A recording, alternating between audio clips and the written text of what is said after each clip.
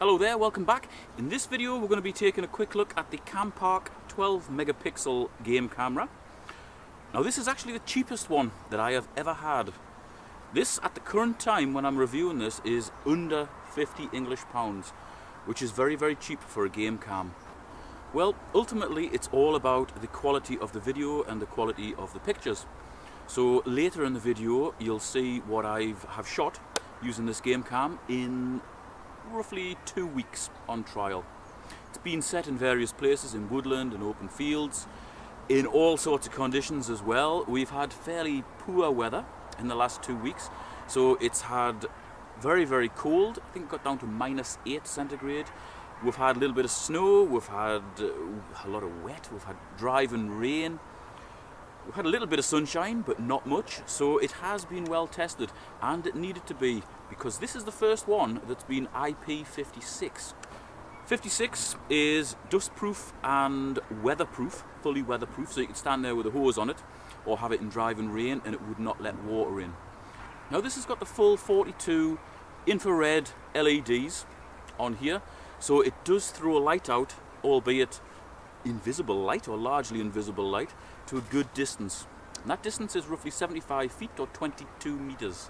Like most game cams, maybe 5% or less of the pictures that it takes will be usable, but it did a decent job. It's got a standard strap-on to attach to a tree or a rock or something, and that fastens just as pretty much every other game cam does. You feed it through here, snap it shut, it locks it in place. What is different to a lot of the game cams that I've tested is the clasps on here, and I'll give you a close-up of those in a minute, but they are not as substantial as previous game cams that I've tested. However, they do a good job and I can't really complain. It is, after all, a sub £50 game cam. And one thing I have found that this particular camera beats any of my other ones with, for some bizarre reason, is battery life. It took roughly 1,300 pieces of footage. That includes videos and pictures, and the battery charge never moved. I've never had one do that. Normally it would probably eat up half the battery power, but this one just seems to go on and on and on, and the quality of the pictures and video is pretty good, so it's not as if it's making concessions there. So let's take a close look at it and I'll show you the features. You've got your normal 8 AA batteries in there, which has a cover on, stop them dropping out. Got a 2.4-inch screen here, which is full colour. Little speaker, control buttons, on, off and set up. You've also got a couple of audio visual inputs, and you've got space for a micro SD card. That's it in there. I don't know whether you can see that. I'll try and pop it out. There you go. Most of them take the ordinary size SD card. This one only takes micro. You go from off to setup, and then you're straight into the menu when you press this button. Okay, so you've got, first one is mode, and you can set the camera or also the video, or camera and video, so you can take 1, 2 or 3 pictures and then a short video. Next one, photo resolution. Anything from 1 megapixel to 12, I always have it set on the best quality one. Next one, photo series. You can choose to take 1 photo, 2 photos or 3 photos. I generally have it set on 2. Next one, video resolution. I always have it set on the highest one, which is full HD. Next one, video length. And this one you can actually set up to 10 minutes. So you can take a 10-minute continuous video, which is a hell of a long time. So anywhere from 3 seconds to 10 minutes. That's pretty impressive. I generally have that set on about 30 seconds. Audio recording, that just gives you the option to record sound or not. I always have it on. Next one is shot lag. Now that is the time between it taking the burst of photos and video. If you have it set too low, and if it's in a busy area, there's a lot of birds feeding or something, you might end up with a hell of a lot of little short videos that would confuse this. So I generally set it to about 15 seconds. That's like a reset time. Sensitivity of the motion sensors. The motion sensor is basically that. That's what detects motion. I set it on medium. You can have low or high. So high if you're in an area where there's very little traffic from animals. Low if it's in an area, say you're on a bird table, you know, you don't want slight little things like a fallen peanut setting it off. And middle if you don't really know what to expect. We've also got one called target recording time. I don't bother with that. A time lapse, I don't bother with that. Although it would be useful if you wanted to take, say, the progression of a sunset or a dawn sunrise or something and then put it all into a video. Language, obviously it's set in English here. You can't change it though.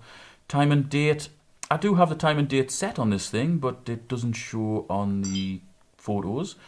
Talking of photos, photo stamp, that would basically be to stamp the time and date on the photo. Password protection, you can set up a password, so if anybody steals this, they wouldn't be able to use it. I don't use that.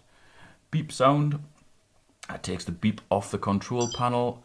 I don't alter that. Format memory card, you would format the card before you use this just to make sure there's nothing on the card that would interfere with any recording. So, notification, all data will be deleted. Yes or no? Yes. That's it.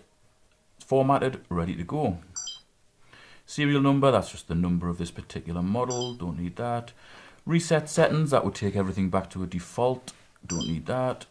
Version, that's just more details about this particular camera. And then we're back to the start. Hell of a lot of features there in a very cheap camera. Okay, now let's have a look at the highlights of the pictures and videos that this thing took over the 2-week trial period.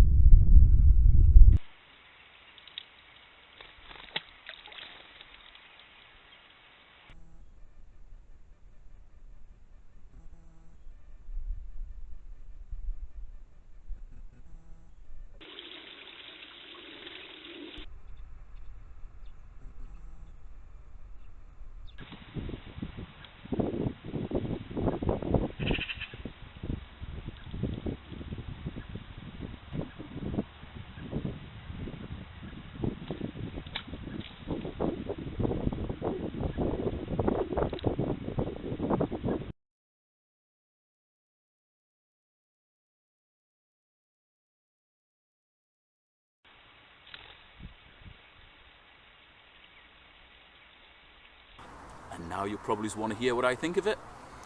Well, I've seen a lot of game cam reviews on YouTube, and in this price bracket, which currently is under £50, this performs well above the actual cost of it. Well above. Yeah, I would recommend it. I can't really say much more. The clasps on it slightly concern me, but it is well made, and it's just a good game cam. If you're looking to get into the game cam hobby or genre, this would be a very good starting point. If you found this video review useful, please hit the thumbs up button. Thanks very much for watching. See you next time.